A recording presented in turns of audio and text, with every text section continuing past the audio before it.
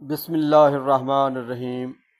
بچت اصل میں اہم شخصیات سے جو بچ جائے، یعنی جو بچت ہو، اس کو بجٹ کہتے ہیں۔